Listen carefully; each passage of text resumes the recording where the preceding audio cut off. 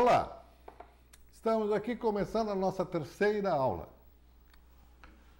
Agora vai começar a ficar interessante. Terceira aula, nós vamos tratar do nosso ponto mais nevrálgico na instalação de uma antena com um rádio, que é esta figura aqui, é o transistor. Aonde está o transistor na instalação? Quando você instalar uma antena, você já viu o transistor? Já mexeram no transistor alguma vez? Não, né? Olhem aqui na minha mão. Olhem aqui. Ó. Aqui, ó, está o cartãozinho que vai ligado no rádio. Pode ser nesse cartão ou pode ser no cartão de um radinho como esses aqui. Mas o sinal que veio pelo ar, que foi coletado pela antena, que viajou por dentro do cabo coaxial, ele se alojou aqui no transistor, que está dentro do cartãozinho. É a porta de entrada. É a porta de entrada do rádio, é esse transistor. Vamos dar uma olhadinha nele aqui no desenho. Olhem como funciona o transistor. Uma breve explicaçãozinha.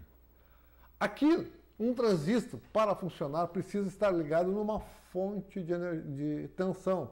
Uma fonte. E ele tem dois sinais. O sinal que entra e o sinal que sai. Observem que ele entra um sinal fraco e sai um sinal forte. Este é um transistor que está funcionando como amplificador. Claro que o transistor pode ser usado como outras utilidades, como chaveamento, como inversor, como diferencial. De diversas maneiras pode ser usado no transistor. Estou me referindo ao uso que nos interessa na instalação da antena. O transistor funcionando como um amplificador. O que é um amplificador? É um transistor. Nada mais que um transistor. Ah, pode ser que se bote 3, 4, 5 transistores em série, amplificando cada vez mais o sinal? Pode, mas não passa de um transistor, um amplificador. Assim como uma antena setorial ou omni, o que ela é? Ela é um dipolo empilhado. Vejam só, o transistor. Então, dizia eu aqui para vocês, o sinal entra fraquinho e sai forte. Da onde vem esse sinal fraquinho? Atinaram? Para onde vai esse sinal forte? Olha o próximo desenho. O sinal, aqui está o transistor que eu havia mostrado. O sinal fraquinho vem da antena. O sinal que vem por cima, olha a fonte de alimentação aqui, ó, e o sinal forte vai para a placa. Aqui dentro os software agem sobre o sinal, mas aqui nesse transistor não agem. O sinal fraquinho, ó, bem fraquinho, ele entra no transistor e esse transistor tem a função de amplificá-lo e fazer ele sair bem forte. Está vendo aqui? Então, esse transistor, eu posso fazer com ele que ele, diminuindo este valor aqui do sinal de entrada, fazer com que ele saia na saída mais forte ou mais fraco, conforme o meu desejo. Próxima figura. Agora, um raciocíniozinho geométrico. Vamos dizer que o sinal que entrou no transistor é esse aqui, ó, pequenininho. E o sinal que saiu do transistor é esse aqui, grandão, tá? Se eu pegar a parte de cima do sinal pequenininho e seguir ela, eu defino esse ponto aqui, ó, ponto N. Se eu pegar a parte de baixo do transistor e seguir o sinal, eu defino esse ponto M. Se eu pegar o centro do transistor, eu defino esse sinal Q. Ou seja, centro do transistor, a menor sinal do transistor, maior sinal sobre o transistor. Centro do sinal que entrou no transistor, maior sinal que entrou no transistor, menor sinal que entrou no transistor. Em outras palavras, o sinal que eu meço no meu AP quando eu faço um site survey. O máximo sinal, o mínimo sinal que entra no meu AP ou no meu antena cliente, e o máximo sinal que entra na antena. O fato é que esse ponto, se entrar um sinal intermediário, que não é tão lá em cima, não é tão lá embaixo e não é no centro, eu seguisse ele por aqui, ó, esse sinal ficaria em qualquer ponto entre Q e N, entre qualquer ponto entre Q e M. Ou, na verdade, o sinal varia em qualquer ponto entre M e N, ou seja, o sinal está assim. Se o sinal ficar muito forte, o transistor diz assim, não te quero. E se o sinal vier para cá, o transistor satura. Se o sinal ficar muito fraco, o transistor diz assim, mas assim eu não consigo funcionar. Assim eu não consigo funcionar. Ou seja, aquele transistor que está dentro do radinho que está ligado à antena, ele tem três condições. A de bom funcionamento, é quando o sinal está entre o ponto M e o ponto N, um sinal em que ele passou da capacidade do transistor, saturou o transistor, e um sinal em que o transistor não consegue amplificar, porque ele não se excita, não tem quantidade de energia suficiente a entrar nele para ele começar uma amplificação. Ou seja, o transistor tem que funcionar dentro dos seus limites.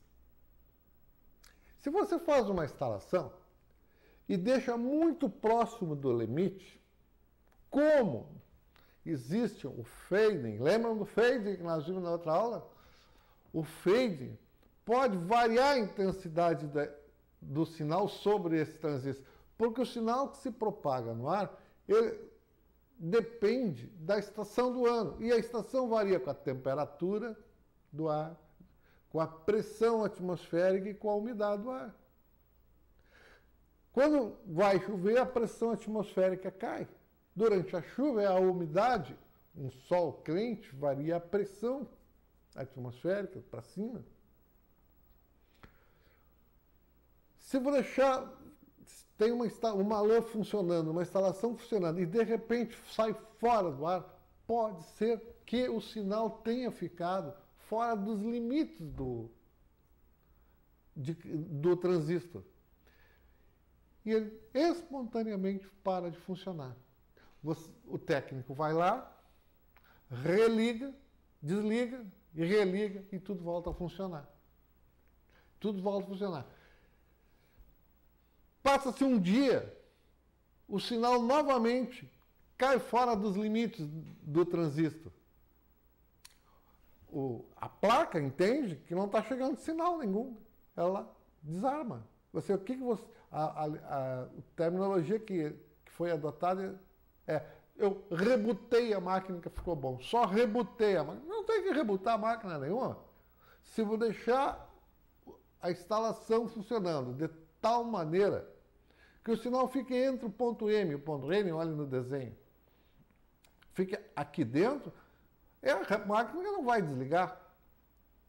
O transistor não vai deixar de funcionar. Esse pontinho aqui do centro é chamado quiescente, ponto quiescente. Se possível, durante uma instalação, deixar ele dormindo aqui no ponto quiescente. Se ele estiver dormindo no ponto quiescente, o sinal que você está fornecendo é paradinho, paradinho, paradinho, ele não varia. Tu não tem uma leitura num lugar, outra leitura em outro lugar, e não está variando o teu sinal. Você precisa fazer uma instalação, ao construir a sua LAN digital, de tal maneira que sejam respeitados os limites. Como é que eu vou saber qual é o limite superior de um transistor e qual é o limite inferior de um transistor? Ah, complica. Os fabricantes não nos dão os níveis de sinais que determina o limite de máximo e de o menor sinal que o rádio funciona e o maior sinal que ele aceita sem queimar. É ali dentro. No entanto, na definição do seu padrão de qualidade, você tem que adotar um valor dentro desse sinal. Se, como nós vimos na outra aula, se você estabeleceu que sua lençol digital vai funcionar com um nível de sinal de menos 70 dBm e todas as instalações do lençol digital estão em menos 70 dBm, aquele pontinho intermediário, o ponto quiescente, fica dormindo no lugar, paradinho, paradinho. Isso é muito importante, porque ele vai entregar a sua informação mais rápido para dentro da placa lógica e a placa lógica vai rotear mais ligeiro. E ela não vai ter que fazer compensações de tensão. Esse sinal é mais fraco, baixa um pouquinho. Esse sinal é mais forte, esse sinal é mais fraco, sobe um pouquinho. Esse sinal é mais forte, baixa um pouquinho. Mais fraco, sobe um pouquinho. Ela não tem que fazer nada disso.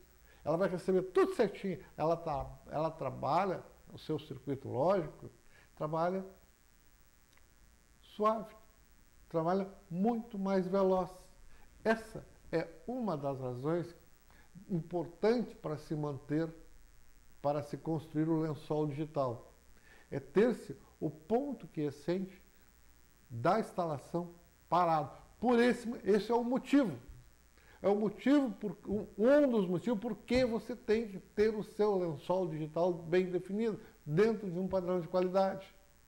Porque o equipamento trabalha mais ligeiro. Esta é a sustentação científica que sustenta, que afirma que o lençol digital tem que ser com um padrão constante. Esse transistor que eu estou me referindo, ele está onde? Está dentro do rádio do AP.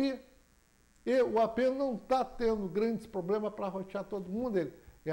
O hardware dele está altamente satisfatório, está ajudando. Esta é uma das razões importantíssimas de por que tem que ser construído o lençol digital. Ué, não é difícil entender, não é entender de eletrônica, não precisa entender eletrônica. Essa é apenas a sustentação do pensamento. Faça o seu lençol digital. Bom, a onda eletromagnética. Para construir olha para mim. Para construir o lençol digital, a quem eu tenho me referido desde o início do turno, nós precisamos agir sobre a onda eletromagnética que entra naquele transistor. Esta ação de mexer na onda eletromagnética que entra sobre o transistor chama-se tratamento do sinal. Eu vou tratar o sinal de tal maneira que o transistor, quando receber o sinal, ele recebe de uma forma que eu programei, não de qualquer jeito. Então vamos começar a entender o que é o tratamento de sinal para poder fazer...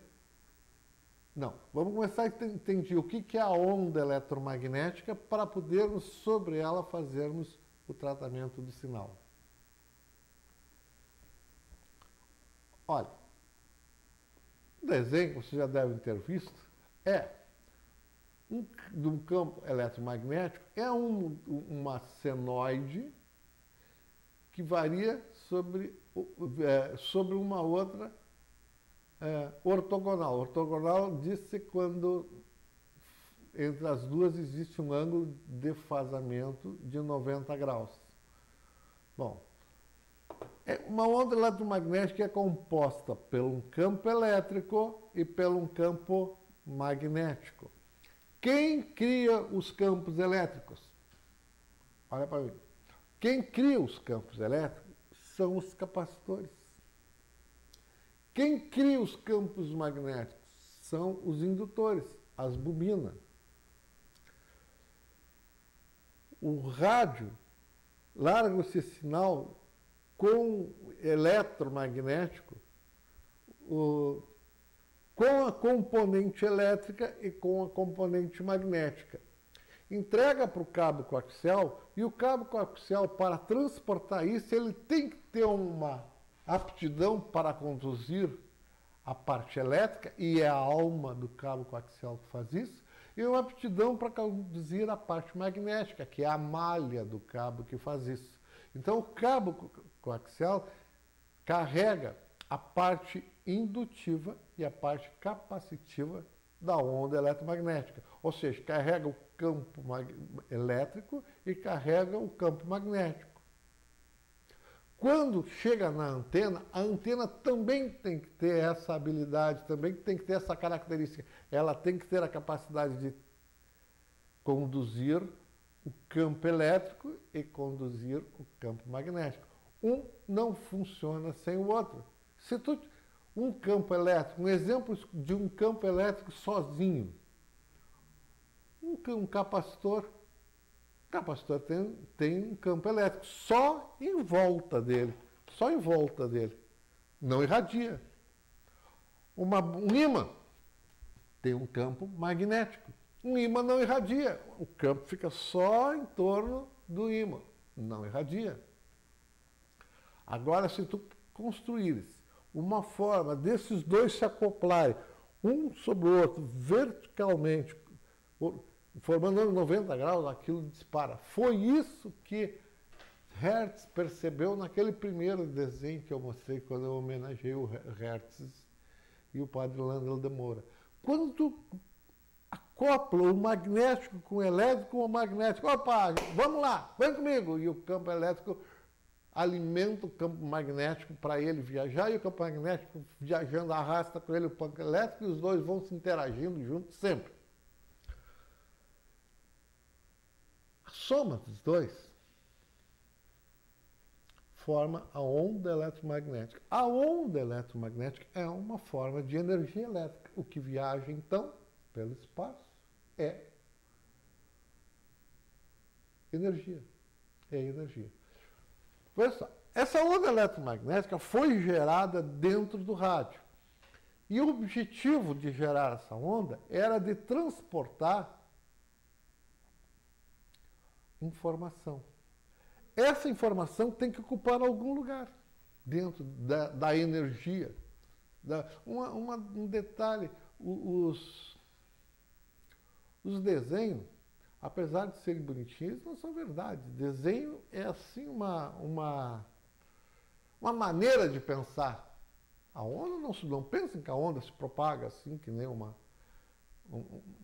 ou se propague de outra maneira. Não é, isso é só um artifício de raciocínio para se compreender. A energia se propaga de forma diferente. Mas a energia se propagando no espaço, ela está com um componente elétrico e um componente magnético. E os pacotes, que é a informação, é o correio que eu quero que viaje por outro lado, estão todos dentro do campo elétrico. O campo magnético, ele serve para que a energia viaje. Mas os pacotes de informação estão dentro do campo elétrico. Se eu não quero perder pacote, aonde eu tenho que mexer? No campo elétrico ou no campo magnético? No campo elétrico. Eu tenho que saber o que é o campo elétrico na minha antena. Se eu estou com uma instalação perdendo muito pacote, opa, estou com problema no meu campo elétrico. Não estou com problema no meu campo magnético.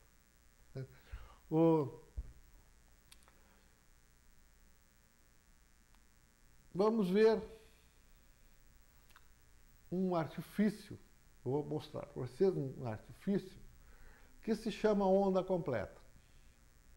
Vale para qualquer frequência. Vale para qualquer frequência. Vou mostrar aqui particularmente uma onda, olha, começa no zero, vai no máximo, vem no mínimo, no zero de novo, desce para o mínimo e volta para o zero. Quando uma onda eletromagnética viaja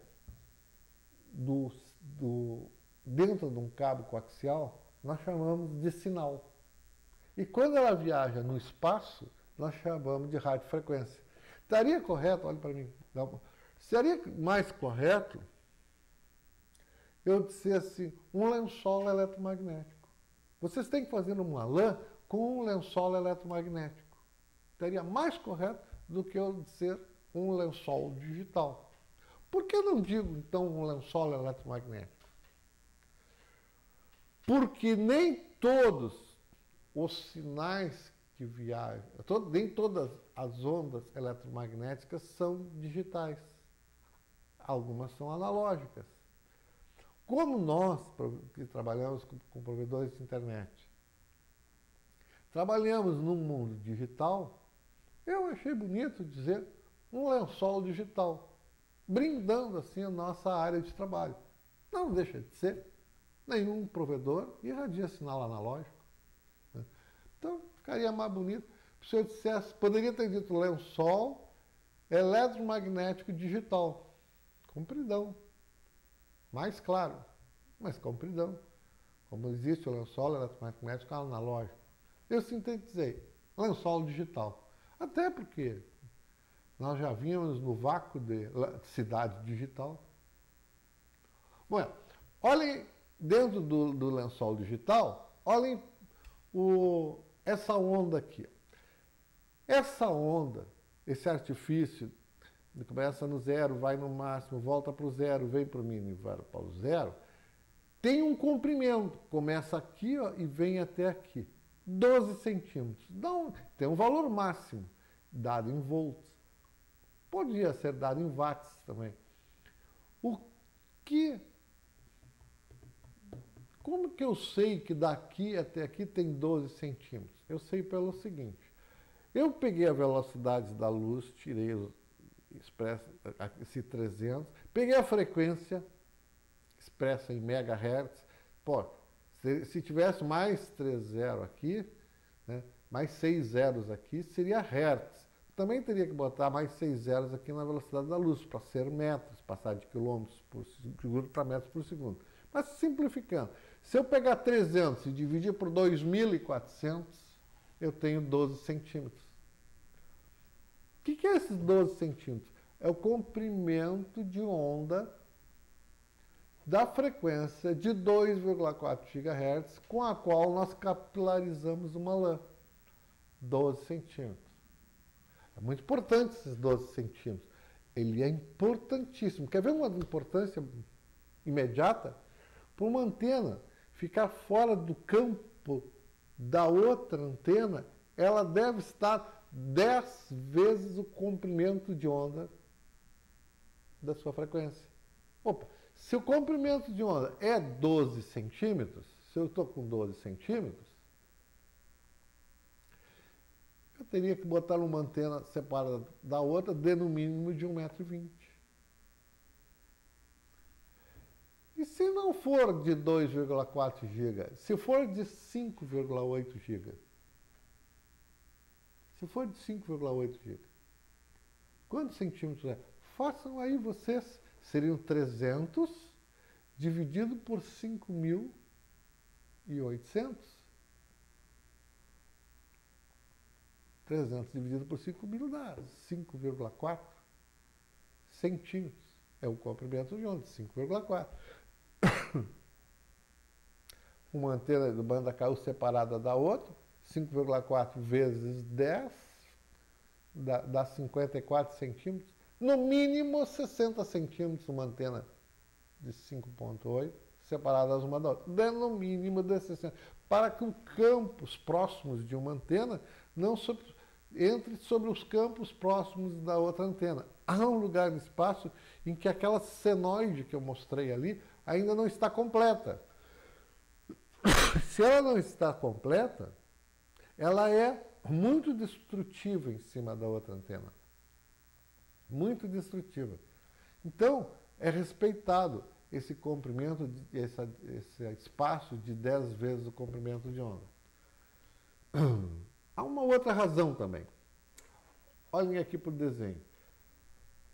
Observe que nesse ponto aqui, ó, o sinal é máximo. E nesse ponto aqui, ó, o sinal é mínimo. Nesse ponto o sinal é zero, nesse ponto é zero, nesse ponto é zero. Daqui até aqui, 1/4 de onda. 12 dividido por 4, 3. Daqui até aqui é meia onda. 12 dividido por 2 é 6. Daqui até aqui é onda completa. Onda completa em 2,4, 12 centímetros. Tá? Bom, se eu pegar, guardem isso, 1/4 de onda são 3 centímetros. Meia onda são 6 centímetros. Aqui é o ponto zero, aqui é o ponto máximo. E aqui é o ponto mínimo. Se eu pegar essa distância daqui até aqui, ó, daqui até aqui, eu estou com 6 centímetros. 6 centímetros. O que é 6 centímetros? Meia onda. Olhem ali essa figura. Essa figura, começando daqui até aqui, tem 3 centímetros. Daqui até aqui tem 3 centímetros. Daqui até aqui são 6 centímetros. Essa é um dipolo de meia onda. Eu peguei aquela sinal no ponto de máximo e cortei o comprimento de onda. Fiquei com 3 centímetros de cada lado. Essa linha verde era o sinal que eu mostrava para vocês. O que está acima da linha verde, eu chamo de positivo. O que está abaixo, eu chamo de negativo. Olhem, nós estamos falando de energia. Não existe energia negativa. Esse positivo e esse negativo querem simplesmente dizer que eles são contrários. Quando um é no máximo superior, o outro é no máximo inferior. Quer dizer apenas contrariedades. Não existe o positivo de um cabo coaxial. Não, existe a alma do cabo coaxial. Não existe o negativo de um cabo coaxial. Não, existe a malha. Bom, vou tirar a energia de cima desse pedacinho que está aqui de comprimento de onda. Vai ficar assim, não vai ficar assim? 3 centímetros para o lado de lá, 3 centímetros para o lado de cá. Esse centro aqui era o zero, que eu mostrava antes, é o ponto zero. Bom, se eu pegar esse tanto, olha ali está ele, ó. Eu ligar um lado no conector e o outro lado eu ligo numa blindagem, tá vendo? Liguei ele numa blindagem. A parte positiva ficou sendo a parte do centro do conector e essa parte negativa ficou sendo a blindagem. Como isso aqui é metal e isso aqui é metal também, eu não preciso ter esse pedacinho aqui. Eu tiro fora. Eu fico com a blindagem, que é a parte negativa, e o centro. Isso é um alimentador. É um alimentador de antena. É um alimentador. Qualquer antena não é mais do que aquilo ali. Olhem ali no desenho. Aqui está um alimentador de antena. Esse alimentador, o sinal pode entrar para dentro dele. Olha aqui ele visto de frente, como eu havia mostrado antes. E aqui, ó, uma sugestão, uma alusão de como o sinal entraria para dentro do alimentador. Aqui uma foto. Esse alimentador foi feito pela minha fábrica, foi feito por mim, esse alimentador. Quando o alimentador tem esse aspecto, ele leva um nome de cavidade ressonante, porque ele é oco. Olhem, antena que não têm cavidade ressonante são antenas onde tu pode fazer muito pouco tratamento do sinal.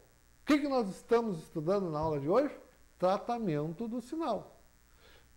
Antenas que não têm cavidade ressonante sobre elas podem ser feito muito pouco tratamento do sinal. A cavidade ressonante é uma... Olhe para mim. A cavidade ressonante é uma luva onde o sinal entra certinho ali para dentro. Ele entra com precisão ali dentro. E lá dentro dele, coisas acontecem. Coisas assim, ó.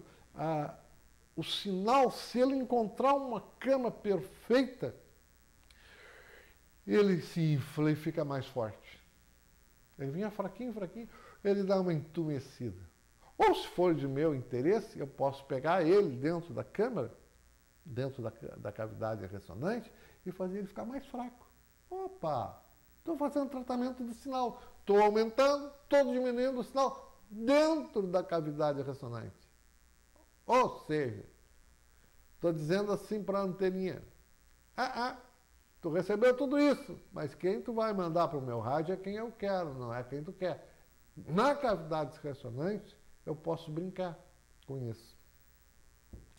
Porque a energia, o sinal veio pelo ar dentro de uma impedância de 377 ohms. E ela entra na cavidade ressonante e a cavidade ressonante vai suavemente trabalhando ela de tal maneira que ela fique com uma impedância de 50 ohms. Faz uma transformação de impedância. A cavidade ressonante é um transformador de impedância. Não é um transformador de potência, nem de corrente, nem de tensão. É um transformador de impedância. E existem impedâncias que são extremamente convenientes para o sinal. E impedância é uma coisa bonita, que dá para brincar com ela de diversas maneiras. Lembra? Na outra aula eu falei, impedância é a dificuldade apresentada à corrente elétrica para quando ela passa por dentro de um condutor. Até brinquei a corrente passando em cima desta mesa. Tipicamente sobre dentro de um cabo coaxial, que é o nosso assunto mais importante. Então, se ela vai passar lá dentro, e eu puder dizer para a antena assim, ó, fica bem igualzinho ao cabo a sua impedância. Poxa, ela vai se gratificar, ela vai engordar, ela vai crescer, ela vai adorar. Como eu posso dizer, para ficar diferente.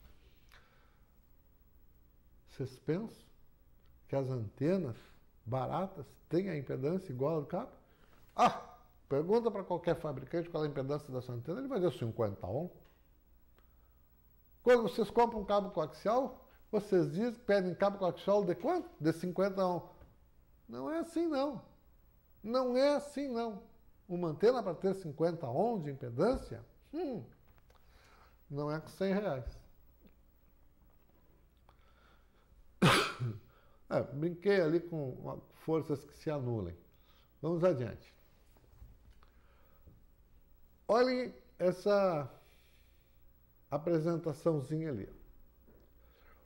O sinal está entrando dentro da cavidade ressonante. Chegou pelo ar e está entrando dentro da cavidade ressonante. No nosso artifício de pensamento, o vertical é tudo que cai para baixo, em queda livre. Tudo que cai em queda livre cai segundo uma trajetória vertical. O sinal entrando, como este aqui está entrando dentro da cavidade ressonante, ele tem um vetor resultante. Olhem, observem, ó, ele nem sempre está no ponto máximo. A maior parte do tempo do sinal não está no ponto máximo. Viu? E essa é uma comunicação feita com o sinal vertical. Se eu fizer um sinal horizontal, se repete a mesma coisa. Nem sempre o sinal que está sendo entregue está no ponto máximo. olha só, como vetor, intensidade do sinal que entrou na antena, ele varia. No entanto, se eu botar aqui nesse desenho, a resultante provocada pelo sinal horizontal e o sinal vertical, ela também nunca está no ponto máximo. Tá vendo? O azul ali nem sempre está no ponto máximo. Ah, mas tem um truque maravilhoso. Tem um truque maravilhoso. Olhem para mim primeiro. Um motor monofásico, para arrodeado, precisa botar um capacitor em cima dele para dar um tapa nele para ele sair de movimento. Depois ele é arrastado. Depois ele é arrastado, ele vai-se embora.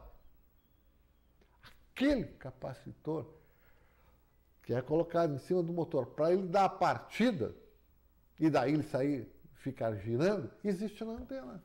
Dá para se construir uma antena assim. E aquela condição em que eu estava com o sinal vertical e o sinal horizontal simultaneamente, pode fazer o sinal também disparar. Olhem aqui esse próximo desenho aqui, ó. Aqui está chegando um sinal vertical e um sinal horizontal. Aqui está o vetor resultante. Vejam que ele nunca sai do máximo. Isso é chamado de polarização circular. Se você fizer uma antena ficar polarizada circularmente, você estará trabalhando com uma intensidade de sinal mais fraca. Mais forte. Muito mais forte. Entenderam por quê?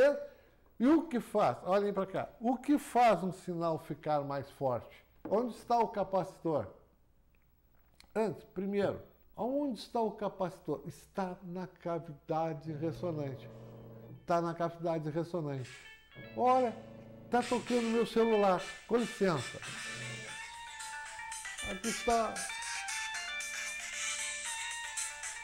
está meu celular tocando. Que sinal que chegou aqui? Circular, vertical, horizontal.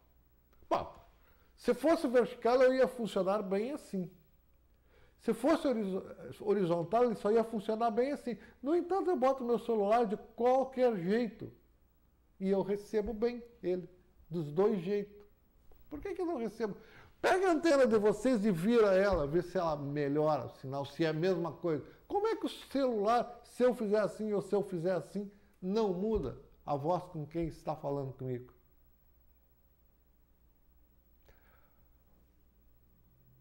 Uma vez eu escrevi num fórum que eu faria uma instalação numa cidade onde houvesse 1000 antenas instaladas e não sofreria interferência. Claro, eu ia fazer uma instalação com polarização circular, eu ia passar no meio de todo mundo, ninguém ia me ver. Eu tendo um sinal muito mais forte, os outros estão lá embaixo. Desde que eu tenho isolação de 20 dB entre o meu sinal e o sinal de um outro concorrente, importa se eu estou no mesmo canal ou não? Claro que não. Se eu estou com o meu sinal de menos 65 e o outro sinal interferente está com menos 85, 90, deixa ele lá, não me incomoda.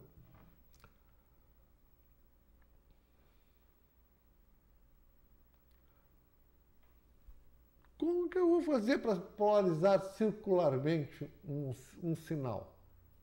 Olhem aqui. Aqui eu tenho um alimentador duplo.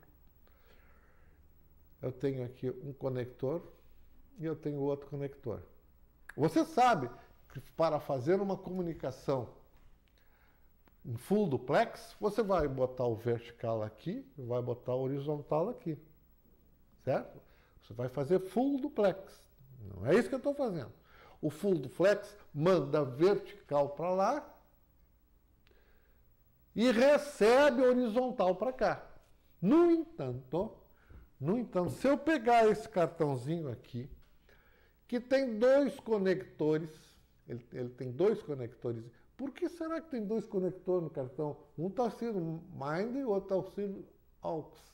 Um é o principal e o outro é o auxiliar. Para que serve o auxiliar? Para que vocês usam? Para quando queimar um usar o outro? Claro que não. Queima os dois juntos. Por que que existe dois conectores nesse cartão? Nos dois sai o mesmo canal. Concordam? Ao mesmo tempo. O mesmo canal.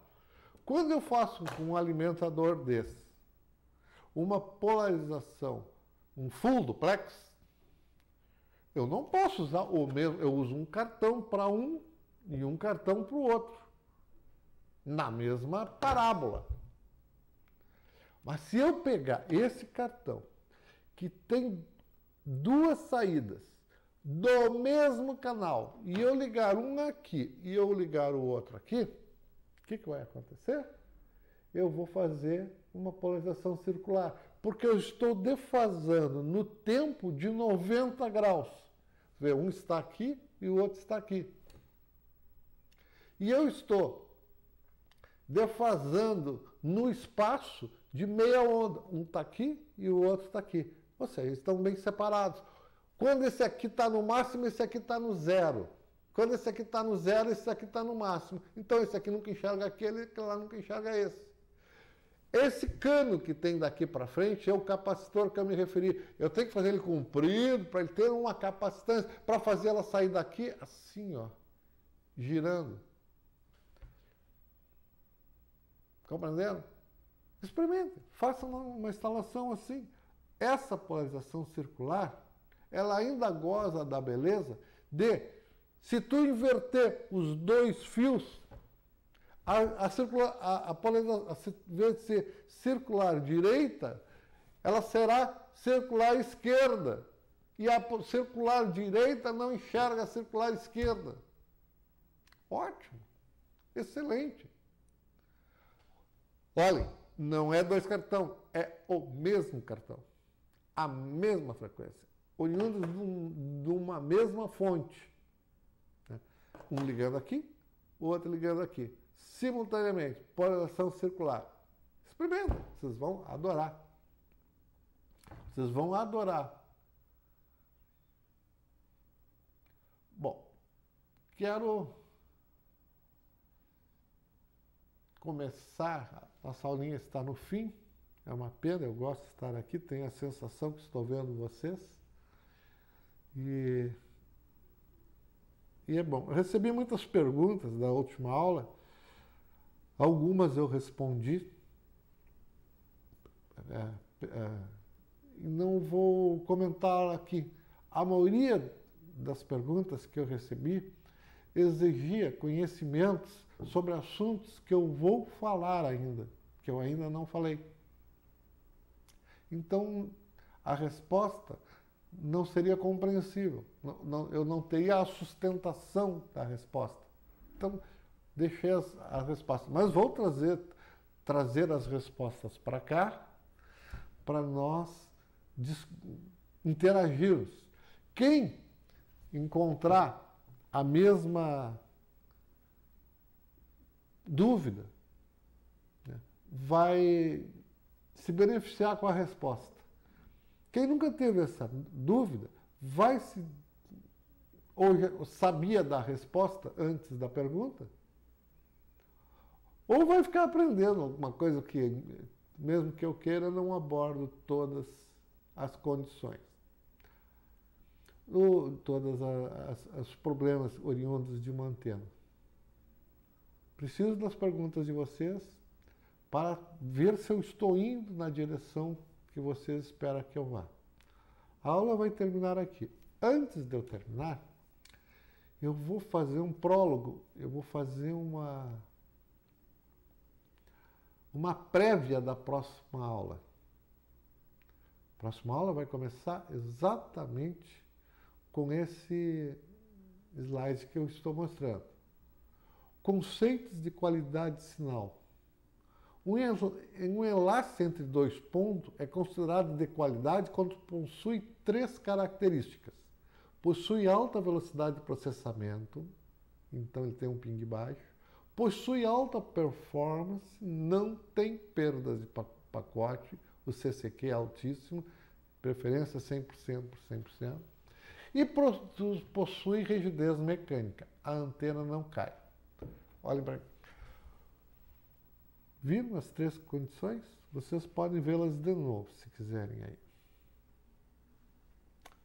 A minha pergunta é para vocês, antes da próxima aula, é: vocês saberiam citar uma outra grandeza, uma outra característica importante no conceito de qualidade de sinal?